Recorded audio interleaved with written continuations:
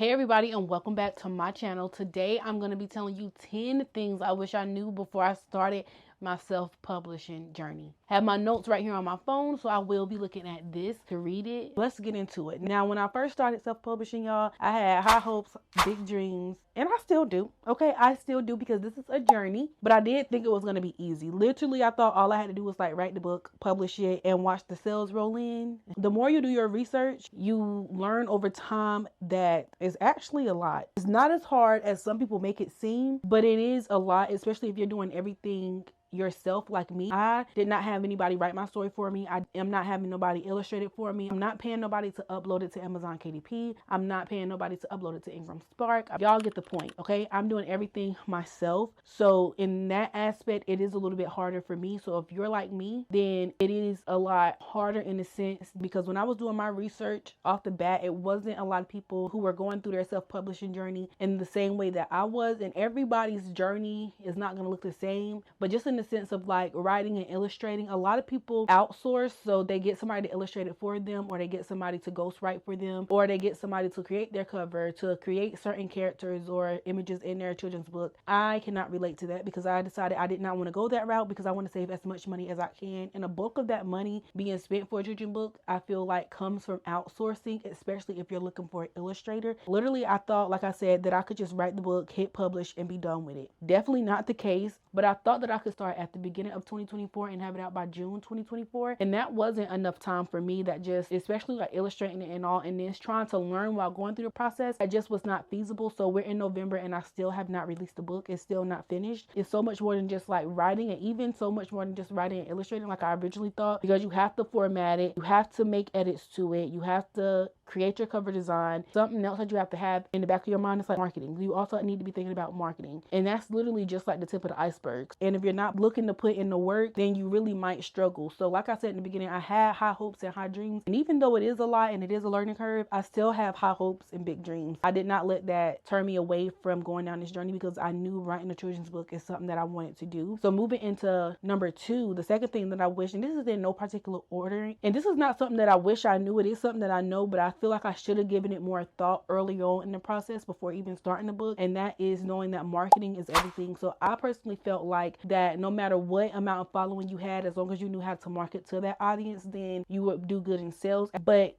because I didn't put much thought in it in the beginning of my journey with self-publishing, I didn't even mention it. So because of that, I haven't even let people know that I was writing a children's book. A lot of my family didn't know, a lot of my friends didn't know, and because of that, I feel like I didn't go about it properly as far as marketing. But then I realized that in order to get sales, I do have to market it. I wanted to also make sure that I had all my ducks in a row and have my copyright, because I was so afraid that somebody's gonna steal my idea. And so basically, I just told myself this month that we're just gonna start documenting the journey, start posting the videos, getting it out, so people will know that I'm writing the book. If they're interested in buying the book, you know, this would be a good marketing strategy as well. I guess what I'm trying to say is that I wanted to build the audience before launching the book. I didn't realize how crucial having the audience would be, because I didn't really give it any thought in the beginning. The marketing side of it is going to end up being a job within itself. So, but moving into 3 is that building an author platform takes time. And right now I don't have just one set platform for my author self-publishing content. I just do it on my personal TikTok, and then over here on my personal YouTube page. Over here on YouTube, I do have a playlist made, so you can just kind of go in and search by just the playlist, and then just look at all of my self-publishing content. But on TikTok, I'm not at 10,000 followers yet, so I can't create playlists over there.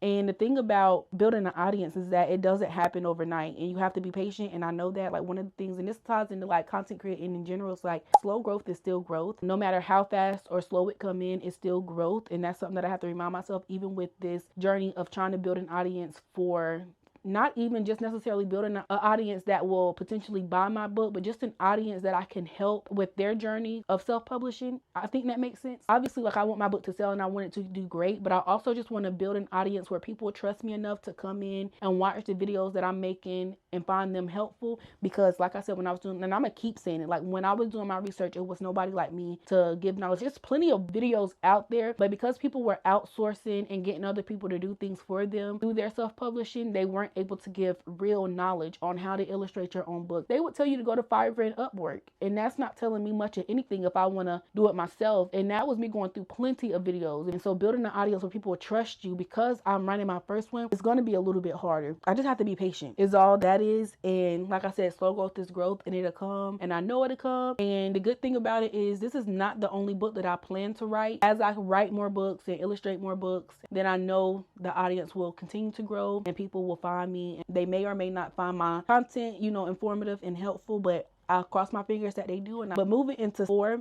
is that self-publishing is a business, especially when you're going the route that I'm going. You have to manage your finances, handle taxes, set a budget, and sometimes you have to hire professionals like editors and designers. I think the biggest thing for me was setting a budget and knowing how much I wanted to spend. I did not want to spend $1,500 on a book and then not break even. When you're self-publishing and you're not going through a publisher, you're doing everything yourself. You're going through IngramSmart, Amazon KDP, anything like that, you have to pay a fee to that service provider just to get your book made. But because of that, the first thing I had to do was create my budget. I had to look at my finances and kind of figure out where I wanted to pour money into regarding the book, because I knew money would have to go into it in some aspect. So off bat, if you want your book to be copyrighted, you do have to get a copyright, and that's $65. Luckily for me, I can get my book, my text, and my images copyrighted all in one. I did pay for a formatting bundle, which was $16. That's how much I spent currently at the moment as of today. I do just wanted to say that it can get overwhelming if you're not prepared. The first thing that you should do before starting your journey is definitely figure out where you want the money to go. Create a budget, figure out your finances. Are you going to hire an illustrator? Are you going to hire professionals like editors and designers? You got to figure out all of that stuff yourself. For some, that's a determining factor. For me, it was a determining factor. That's the biggest thing, is that self-publishing is a business, so you really do need to give it a lot of thought. Moving into number 5 is that, and I don't necessarily think this is true for me at least, but depending on the way you decide to go about your journey, you may need professional help. This is something that I would have liked to know in the beginning, and so I'm gonna tell y'all, but it's not something that I feel like is a necessity. You might be good at writing, but it's impossible to wear every hat. If you write a book, you should have that book proofread before you put it out for sale. So for me, I wrote my book and I put it in a document. I had one of my closest friends read over it. She's a first grade teacher. I had my cousin read over it, and I had my grandma read it. And I made sure words weren't too big to understand for like kids. I made sure that I had no typos, and basically made sure that the book overall just made sense. And then I also read it to my 3 little cousins who inspired the book, just to make sure that it could keep their attention throughout the entire thing. Number 5, I don't necessarily think it's a necessity to have professional help. If you don't feel confident in illustrating yourself, then for you, professional help may be something that you should know in the beginning. Or if you feel like you need somebody to come in and refine your story for you,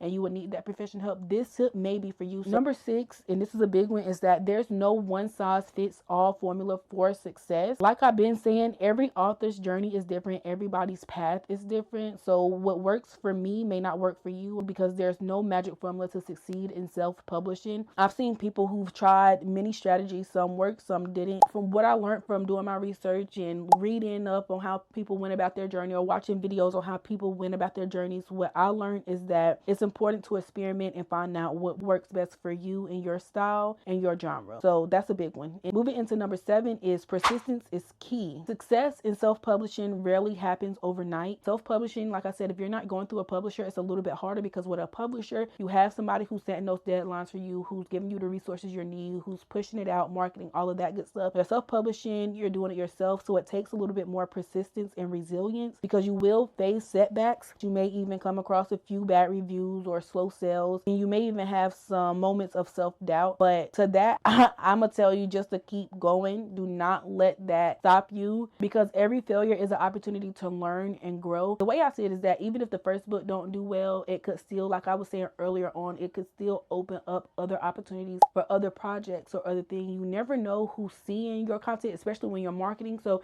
you never know who your book may come across. If you let small setbacks, and they may seem big at the time, but overall they're small. If you let those small setbacks stop you, then you never know what could happen if you had a continued. So if your first book don't do as well as you hoped, you could write a second one, and maybe that second one will do better than the first one, which will then bring people back to purchase your first one. So that's kind of how I look at that. Like I said, every failure is an opportunity to learn and grow. 8, reviews matter, but don't obsess over them. So this is something that I'm not yet dealing with, because I haven't even released my book yet, but reviews are important. We all know it's important. important, but I wouldn't let that define your worth. You'll get great reviews, you'll get bad ones. There's always going to be one negative Nancy out there, so just be mindful of that. Focus on constructive feedback and keep improving. I did think about this in the beginning, which is why, like I said, I read the book to the kids just to make sure that it could hold their attention. And then I did let 3 different people read the book as well to make sure that they thought it was for the correct demographic, to make sure it wasn't too lengthy of a book to be a children's book, and to make sure there wasn't really big words in the book that kids wouldn't understand.